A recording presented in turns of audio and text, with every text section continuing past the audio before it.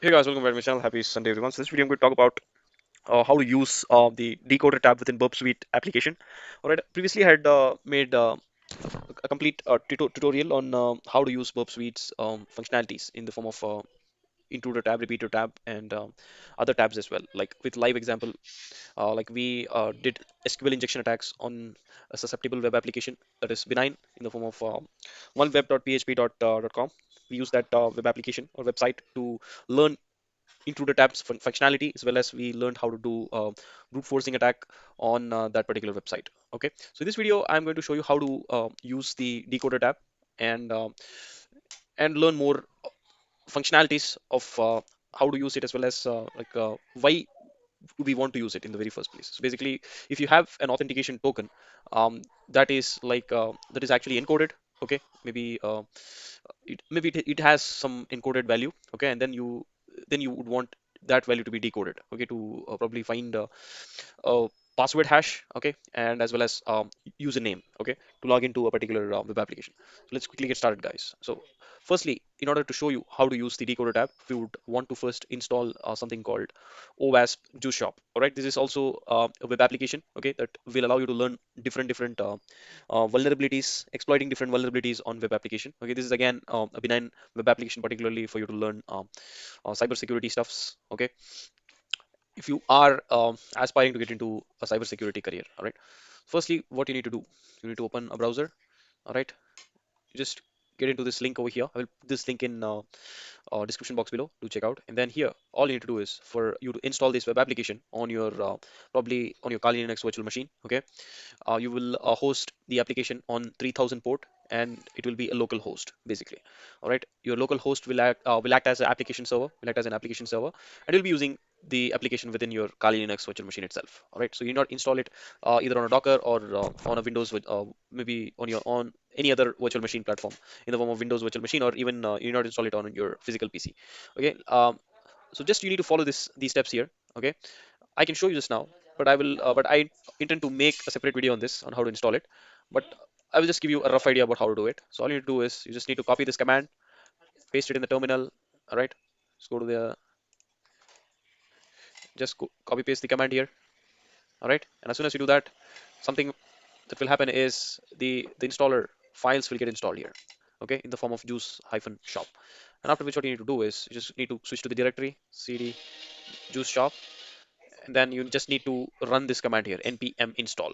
All right, but before that, what you need to do is I would recommend you to run apt get, probably you can run an update command, as well as you can run an upgrade command as well before running the npm space install command. All right, after which the last step would be for you to install start the npm service. All right, so once you start the npm once you run this command, npm space start, you will be able to browse the application like just now. What I'm going to do, yeah, this is the application, guys. After you follow all those steps, you will be able to get into this application. All right, login page. If you go to click on account and you click on login, and that's it, guys, you'll be able to get into the logon page. Okay, as soon as you do that, maybe I will make a separate video on that. I will wipe the entire installation, and I will do it from scratch and show you how to install it. But now our primary motive is to learn the decoder tab within the BurpSuite application. For that, I have launched the BurpSuite from my root terminal. I just went and typed BurpSuite and hit enter, after which BurpSuite community edition got launched. All right, here what I normally use the inbuilt browser of BurpSuite. Okay, that is by going to settings, and then under BurpSuite, Burps browser, I would normally check this option, allow Burps browser to run without a sandbox. All right, after which I would be able to open up a fresh browser. Okay, if I click on open browser, I will be able to open the inbuilt Chromium based browser. All right, here what I'm going to do now is I'm just going to quickly launch this OS to shop. So login page. Okay, here let's imagine I don't know the username in the form of email, and as well as I don't know the password. Previously, I had made a detailed video on how to do the SQL injection. I mean, how to test a website if it is susceptible to SQL injection attacks or not. So I had made a lengthy video about that, how to use the SQL injection payloads to bypass the authentication page, particularly. Okay, I had made a detailed video on that. Playlist is available in the form of. Let me just check quickly now. So hold on for a second. Apologies. I will just give you the exact playlist name where those videos are with regards to SQL injection. Yeah, so there is a separate playlist in the name of SQL injection. You can check out that. There are two videos in total. Like I've explained, I've given a theoretical explanation of what exactly SQL injection attack is or technique is. Like if an attacker is exploiting this vulnerability in the form of SQL injection, it will be called technique. But in case if I mean, if you're building a defense, it will be called as SQL injection vulnerability. All right. And also, I had made another video on how exactly the attackers go about exploiting this SQL injection vulnerability. If you watch that video and come here, this will become more easy, or will you will be familiar to SQL injection already. All right. So here, what I'm going to do is I'm just going to show you that decoder tab, how we would use the decoder tab within BurpSuite to encode the authentication token to find username as well as a hash password. Okay. And then we will what we will do is we will find what hashing algorithm is used to hash that particular password, and after which we will be directly right away we'll go to a web application or I mean a tool, an online tool to crack that hash password to know the exact password. Okay. So let's quickly get started, guys. So here what I'm going to do now is I will just inject a payload here. Okay. So that will be the payload will be um, an open quote, and then 1 is equal to 1. All right, and then a semicolon, and then a minus minus. All right, so this is the payload that I'm going to inject just now, guys, to bypass the authentication page and intercept that request on BurpSuite application. All right, and in the password field, what I will normally do is um, just a second, guys. Yeah, here what I will do is I will put a or here, or operator. This is the exact payload, guys, that I will be using. So I already knew that this web application is susceptible to SQL injection based vulnerabilities or attack. I will just put something like maybe I'll just put test as under the inside the password field. All right, and what I will do next is I'll just go to Burp Suite Community Edition, just turn the intercept on here, and then just click on login. So as I do that, guys, here the request has come in. All right, and next what I'm going to do now is firstly what I'm not seeing here is I'm not seeing a token exactly.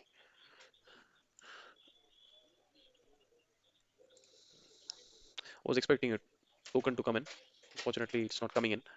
So let me try a different password here.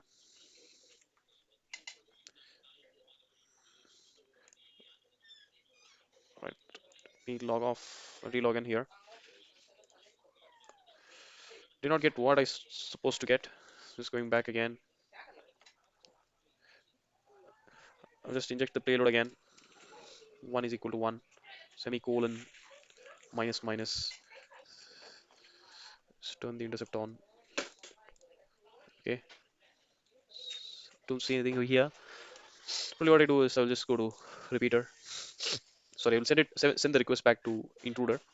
All right, and then what I will do now is I will just if you see here,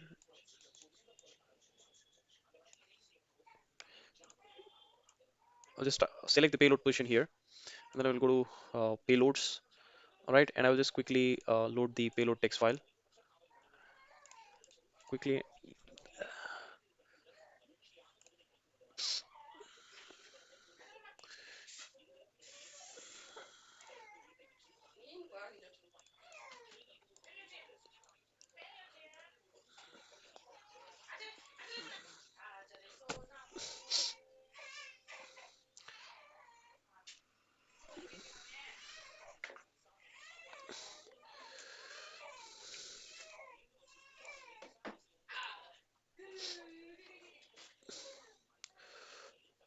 So if you see here, guys, the one that I just used as a payload, it has gotten the 200 status OK code.